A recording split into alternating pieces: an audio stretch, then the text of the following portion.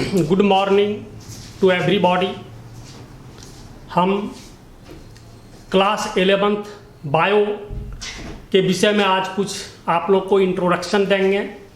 पहले जो भी छात्र और छात्राएं स्टूडेंट्स हमारा वीडियो देख रहे हैं उनको संकल्प परिवार की ओर से हार्दिक अभिनंदन, स्वागत और उसके उज्जवल भविष्य की कामना।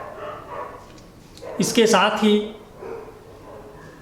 आप लोग संकल्प एजुकेशन में विभिन्न विषयों की पढ़ाई होती है और ख़ास करके हम जो बायो का क्लास लेंगे वह मेरा क्लास जो होगा सिर्फ 11, 12 जैक बोर्ड, बिहार बोर्ड और झारखंड CBSE बोर्ड पर आधारित नहीं होगा।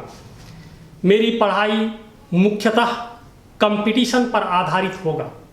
यानी हमारे जो छात्र छात्राएं 12 के बाद मेडिकल एंट्रेंस परीक्षा देंगे या अन्य और कोई परीक्षाएं देंगे कंपटीशन का, उसमें उनको भारी लाभ मिलेगा। इसलिए हम लोग जो भी पढ़ाते हैं उसी को ध्यान में रखकर पढ़ाते हैं ताकि आप कल यहाँ से 12 करने के बाद यदि कहीं बाहर कोचिंग वगैरह के लिए जाते हैं तो वहाँ पर आपको बहुत सुविधा मिलेगी। चूँकि कोचिंग में बेसिक पॉइंट्स नहीं पढ़ाया जाता है, वहाँ डायरेक्ट सब्जेक्ट मैटर पर कॉन्सेप्ट दिया जाता है और जिस विद्यार्थी का बेसिक कॉन्सेप्ट कमज़ोर होता है उसको कोचिंग में लाभ नहीं मिल पाता है। इसलिए आप लोग पहले ध्यानपूर्वक यदि आप संकल्प एजुकेशन पर विश्वास करते हैं तो यहाँ एडमिशन लेकर के और आगे का भविष्य उज्जवल करें, यही मेरी कामना है। ठीक है, तो आज मैं 11th क्लास में बायोलॉजी का कुछ इंट्रोडक्शन आप लोगों को दूंगा और चैप्टर नेक्स्ट क्लास में स्टार्ट करूंगा। ठीक है, तब तक आप लोग यहाँ आगे बढ़िए। तो देखिए 10th बोर्ड जब विद्यार्थी पास कर जाते तो 10th तक हमारे स्टूडेंट्स को ये पता ही नहीं चलता है कि हम साइंस पढ़ रहे हैं कि आर्ट्स पढ़ रहे हैं कि क्या कॉमर्स पढ़ रहे हैं, क्योंकि हर विषयों की पढ़ाई वो लोग करते हैं। लेकिन 10th पास करने के बाद जब वो आगे बढ़ते हैं परीक्षा में स्टडी के लिए, तो 10th के बाद का जो स्टडी होता है उसको कहा जाता है हायर एजुकेशन, उच्च शिक्षा।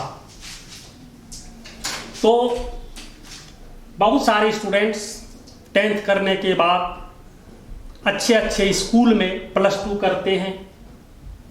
बहुत सारे स्टूडेंट कॉलेज चले आते हैं। तो हर स्टूडेंट की यह इच्छा होती है कि 10th के बाद हम हायर एजुकेशन को प्राप्त करें, चाहे वह स्कूल से हो चाहे वह कॉलेज से हो। ठीक है, तो जब स्टूडेंट 10th पास कर जाता है 11th में आता है, तो 11th में जो है आपका एजुकेशन पॉलिसी जो है उसका 3 फैकल्टी 3 संकाय हो जाते हैं। एक फैकल्टी को कहा जाता है साइंस, उसके बाद दूसरा फैकल्टी हो जाता है कॉमर्स और तीसरी फैकल्टी होती है आर्ट्स। विज्ञान, वाणिज्य और कला, ये 3 संकाय में हायर एजुकेशन बट जाते हैं। तो बहुत सारे विद्यार्थी हमारे कौन सा स्ट्रीम, कौन सा फैकल्टी सेलेक्ट करते हैं? साइंस। तो साइंस का भी फिर 2 पार्ट हो जाता है। कुछ स्टूडेंट PCM सेलेक्ट करते हैं, कुछ स्टूडेंट PCB सेलेक्ट करता है। और यहाँ एक और सुविधा है कि बहुत सारे विद्यार्थी PCMB ये सेलेक्ट कर लेते हैं।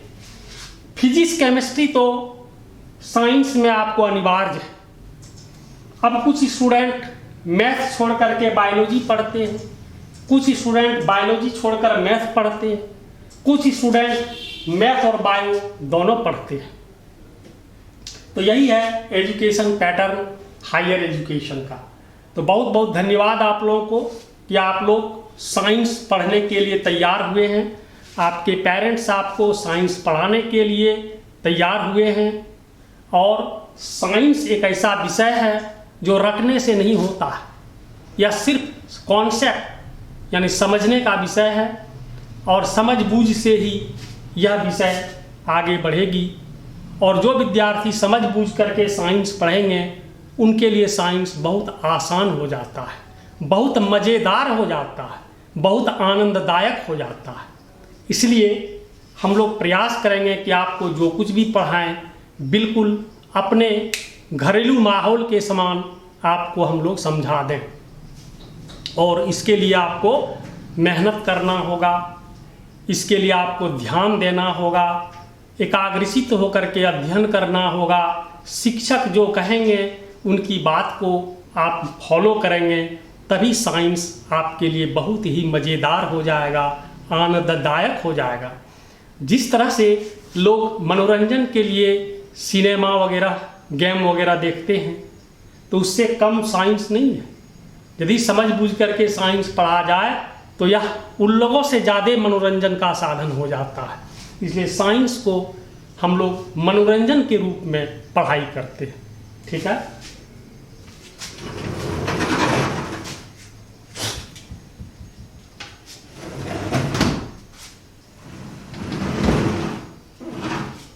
अब रही बात, बहुत सारे गार्जियंस और स्टूडेंट के मन में यह दुविधा रहती है कि बायो पढ़ के क्या होगा,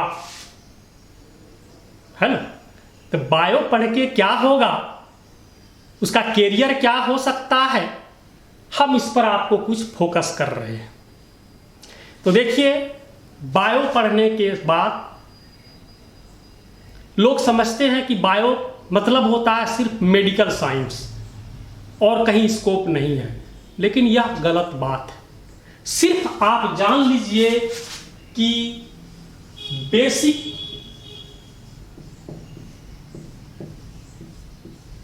टेक्निकल लाइन जो होता है, जिसको हम लोग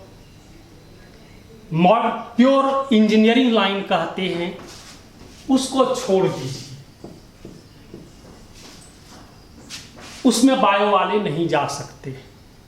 बाद बाकी कोई भी ऐसा लाइन नहीं है जिसमें कि बायो वाले नहीं जा सकते। बाद बाकी हर लाइन बायो के लिए खुला। खास करके पहला तो आप जानते हैं कि बायो पढ़ने वाले सिर्फ बायो पढ़ने वाले ही मेडिकल लाइन की ओर जा सकते हैं। मेडिकल लाइन में और भी ब्रांच होता है, पारामेडिकल, है ना। डॉक्टर नहीं, लेकिन जितना भी मेडिकल ट्रीटमेंट के लिए, मेडिकल डायग्नोसिस के लिए जितना भी इंस्ट्रूमेंट होता है, उसका ट्रेनिंग, उसकी जानकारी पारामेडिकल कोर्स से दिया जाता है। और पारामेडिकल में मुख्यतः बायो के ही स्टूडेंट जाते हैं। उसके बाद नर्सिंग कोर्स होता है, उसके बाद एग्रीकल्चर है,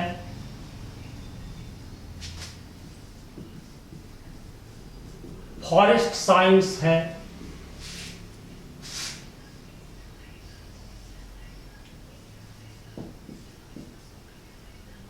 डेयरी फार्म कोर्स है, फिशरीज है, और बायो से इंजीनियरिंग भी की जाती है। तो कौन कौन सा इंजीनियरिंग है? Biotechnology, genetic engineering,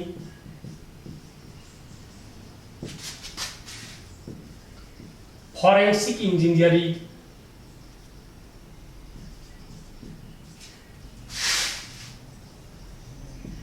biomedical engineering,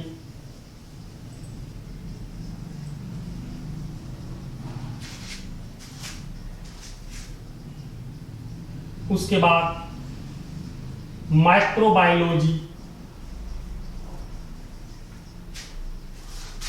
ये सब स्पेसिफिक कोर्स है जो सिर्फ और सिर्फ बायो वाले स्टूडेंट ही कर सकते हैं।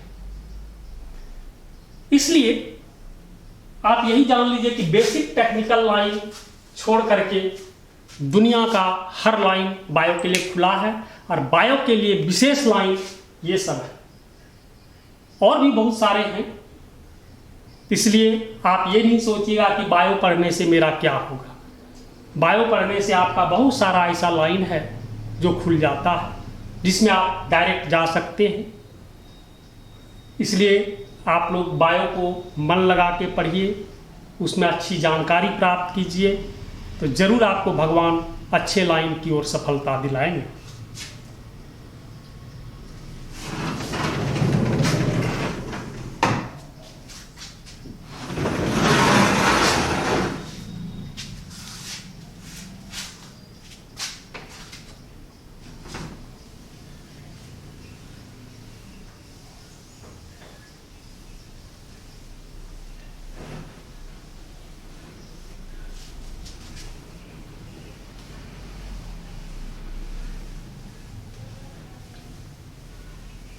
तो मैं आप लोग को इंट्रोडक्शन क्लास कर रहा हूं।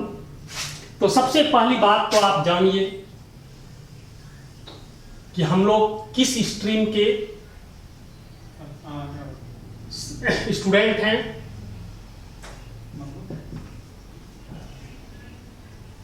साइंस स्टूडेंट कहते हैं, विज्ञान के छात्र हैं। तो पहले साइंस क्या है, पहले इसको जानिए। शब्द साइंस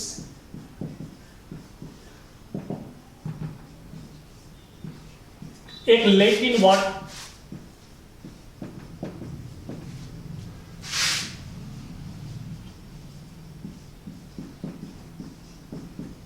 साइंसिया से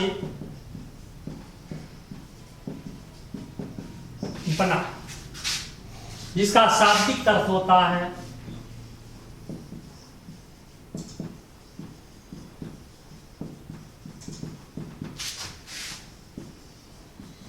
सिस्टमैटिक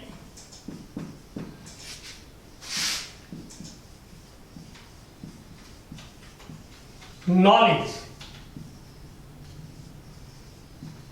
क्रमबद्ध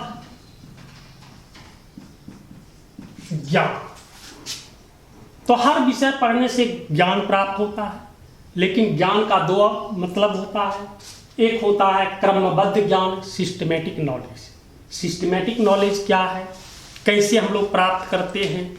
तो कोई भी विषय वस्तु होता है तो उसके विषय में हम लोग जानकारी प्राप्त करते हैं सबसे पहले देखकर, अवलोकन के द्वारा, फिर प्रयोग करके, और फिर अनुभव के द्वारा।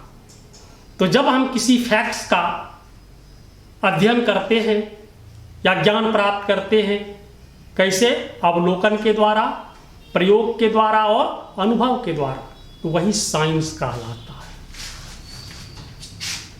तो साइंस मीन्स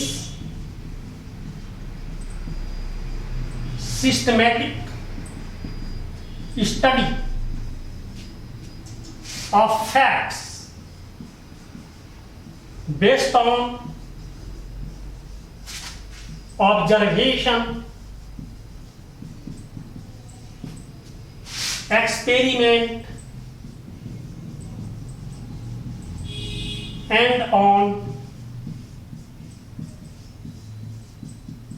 experience। यही हुआ साइंस की परिभाषा, कि साइंस एक क्रमबद्ध अध्ययन है किसी बातों का, जो प्राप्त किया जाता है, जो आधारित होता है अवलोकन पर, प्रयोग पर और अनुभव पर। ठीक है।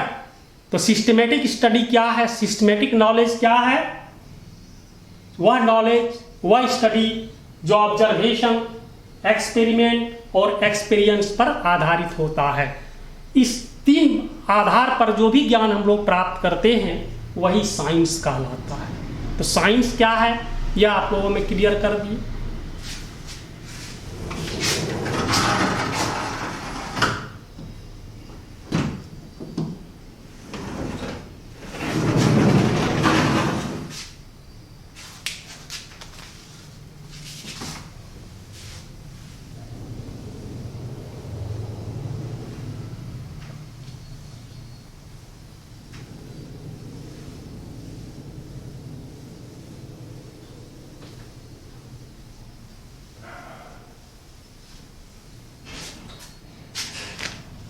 तो हम लोग साइंस को एक वृक्ष का तना मान लेते हैं।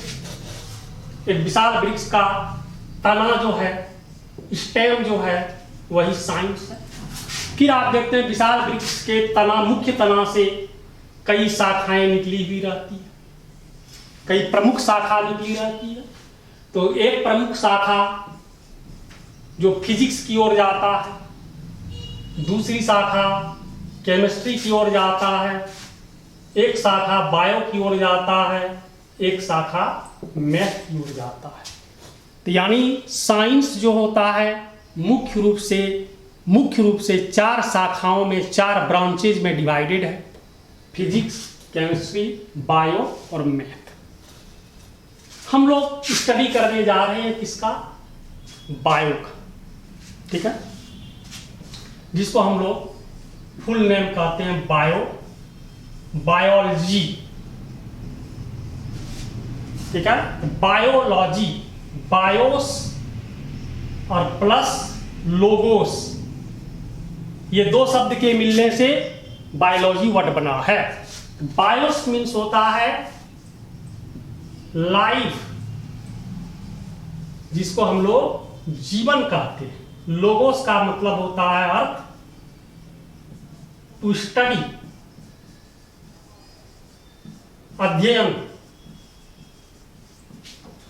तो बायोलॉजी विज्ञान की एक शाखा है, प्रमुख शाखा है, जिसमें हम लोग जीवन से संबंधित ज्ञान प्राप्त करते हैं।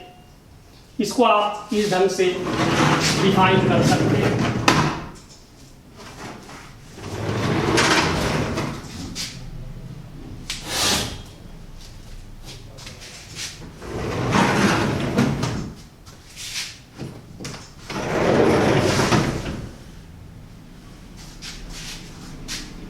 तो बायोलॉजी को आप डिफाइन कर सकते हैं, biology is the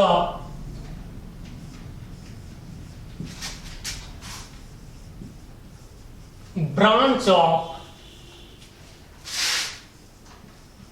science which deals with the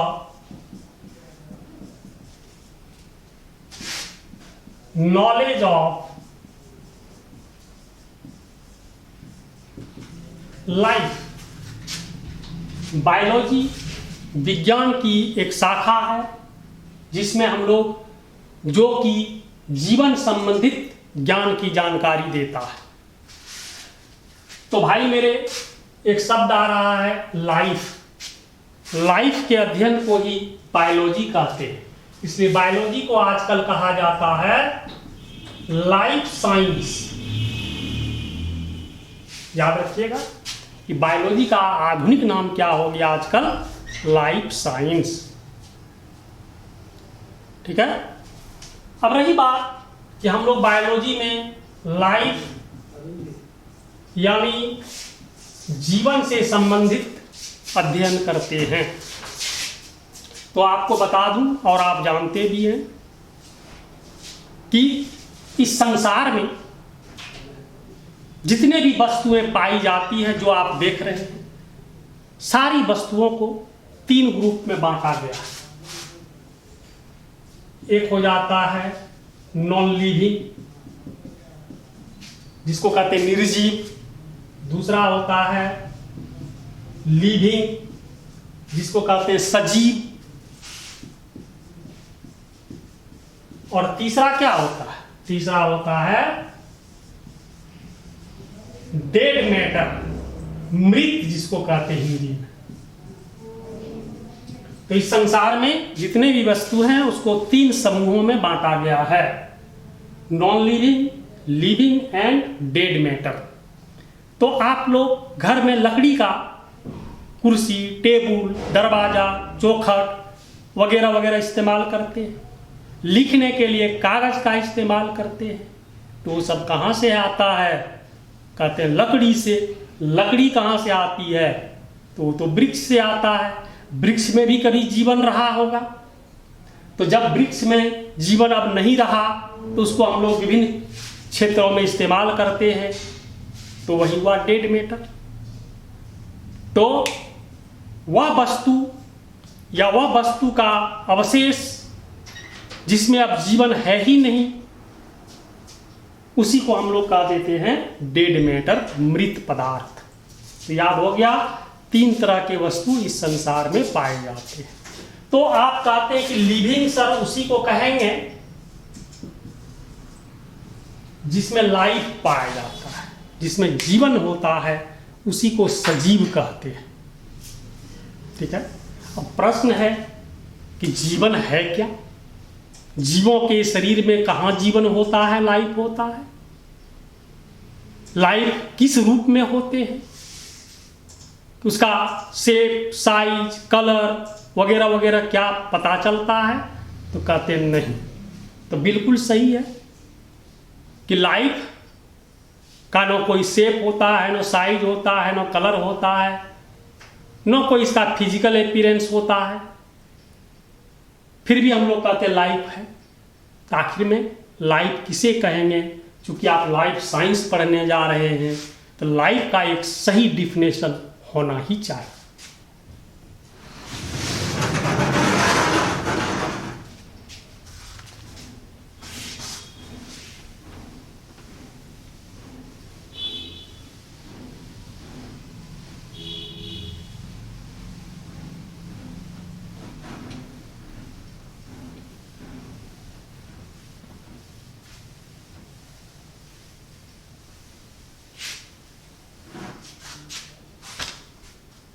तो वैज्ञानिकों का, आधुनिक वैज्ञानिकों का मत है कि लाइफ क्या है, किसको कहेंगे, वो इस तरह से है। The objects which contain active protoplasm in which life is existed या life existed, इसका अर्थ हुआ कि वह वस्तु जिसमें सक्रिय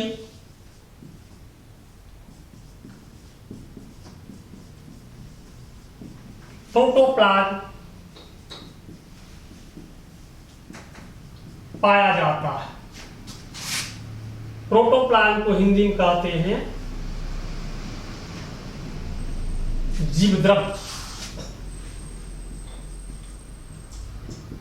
उसी में लाइफ होता है। इसीलिए हक्सले नामक साइंटिस्ट ने सबसे पहले क्या कहा कि प्रोटोप्लाज्म इज द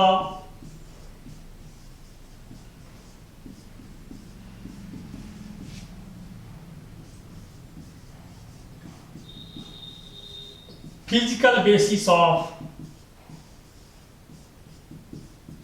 लाइफ। यानी हक्सले महोदय के अनुसार से प्रोटोप्लाज्म ही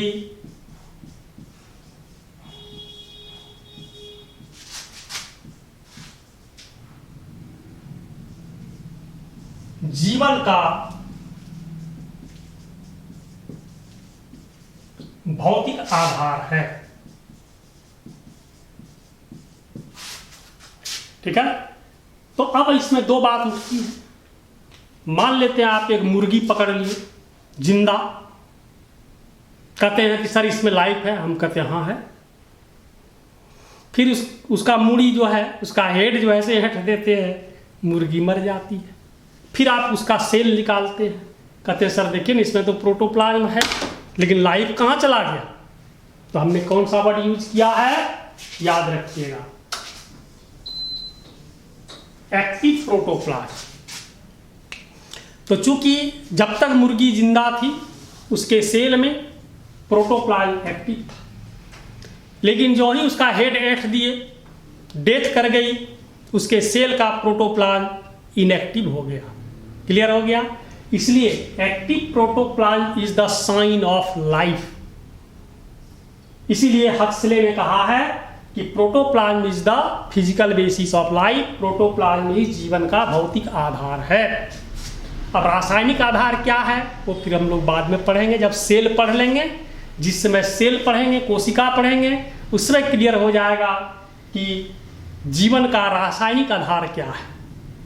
ठीक है, भौतिक आधार क्या है, प्रोटोप्लाज्म। रासायनिक आधार क्या है तो जब हम सेल पढ़ेंगे तब पता चलेगा, अभी तो नहीं कह सकते हैं, अभी वेट कीजिए।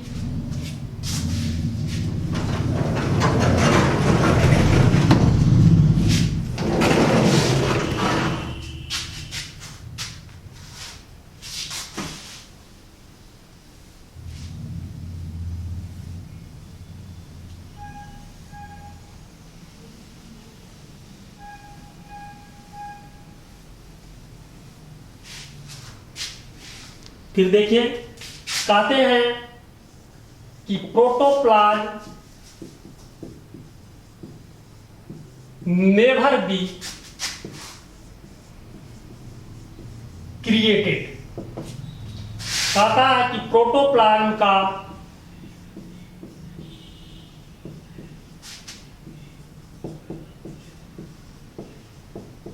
निर्माण नहीं किया जा सकता है।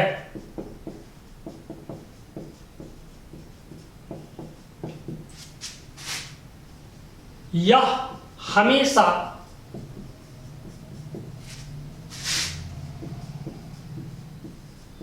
आनुवांशिक हेरिडिटरी होता है। यानी प्रोटोप्लाज्म का अभी तक वैज्ञानिकों ने अलग से निर्माण प्रयोगशाला में नहीं कर पाया। तो बिल्कुल सत्य है कि प्रोटोप्लाज्म का निर्माण नहीं किया जा सकता है प्रयोगशाला में। तो प्रश्न है कि जीवों में यह प्रोटोप्लाज्म आता कहाँ से है? तो कहते हैं प्रोटोप्लाज्म हमेशा हेरिडिटी होता है, आनुवांशिक होता है। यानी जीवों में प्रोटोप्लाज्म उसके माता पिता से आते हैं, फिर उसके माता पिता में उसके माता पिता से, यानी लंबे समय से यह पीढ़ी दर पीढ़ी चलता आ रहा है और आगे भी चलता जाएगा।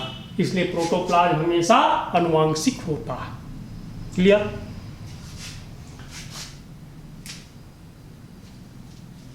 और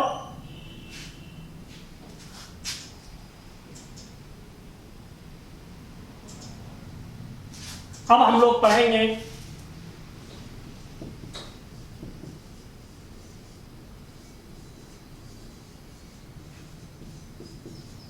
लिविंग कैरेक्टर्स।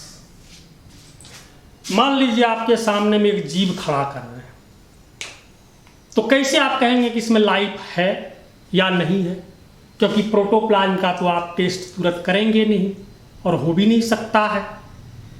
तो कुछ खास प्रकार के कैरेक्टर्स, लक्षण होते हैं जो सिर्फ और सिर्फ जीवों में ही हो सकता है, जीवित वस्तु में ही हो सकता है। जो कैरेक्टर उसको नॉन लिविंग से, निर्जीव से अलग कर देता है, उसी को कहते हैं लिविंग कैरेक्टर्स। यानी हर प्रकार के जीवों में कुछ खास प्रकार के लक्षण हमेशा मौजूद रहते हैं जीवित अवस्था में। तो पहला कैरेक्टर होता है न्यूट्रिशन, पोषण जिसको कहते हैं हिंदी में।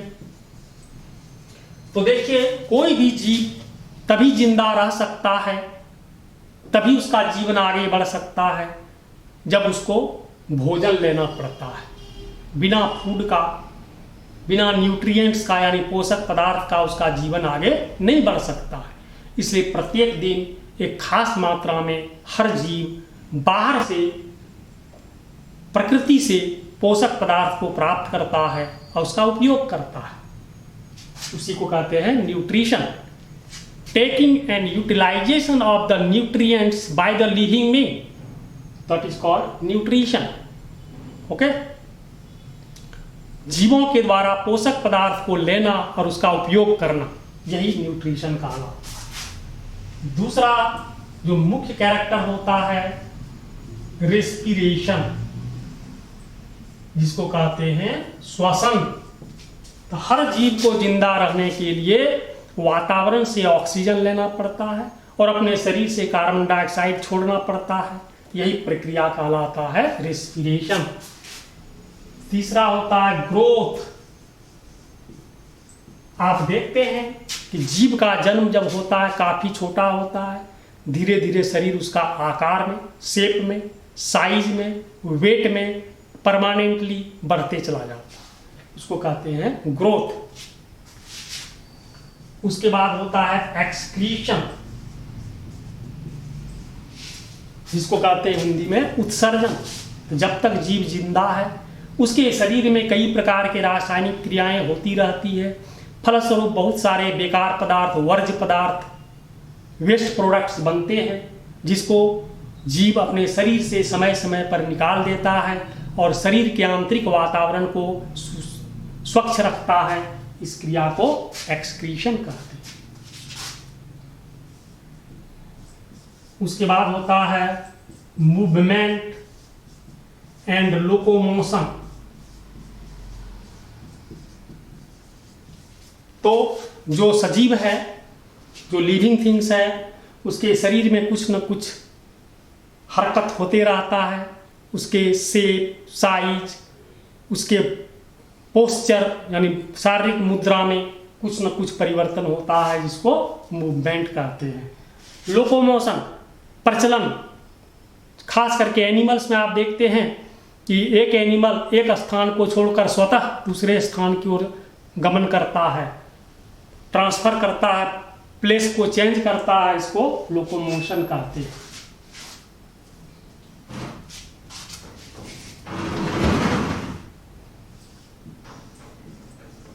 सेंसेशन, संवेदना। तो हर जीव संवेदनशील होता है, उस पर बाहरी कारकों का, एक्सटर्नल फैक्टर्स का डायरेक्ट असर होता है और जीव किसी भी बाहरी वातावरण के परिवर्तन को आसानी से महसूस कर लेता है। The living beings always feel the external changes, इसी को कहते हैं सेंसेशन। उसके बाद होता है रिप्रोडक्शन।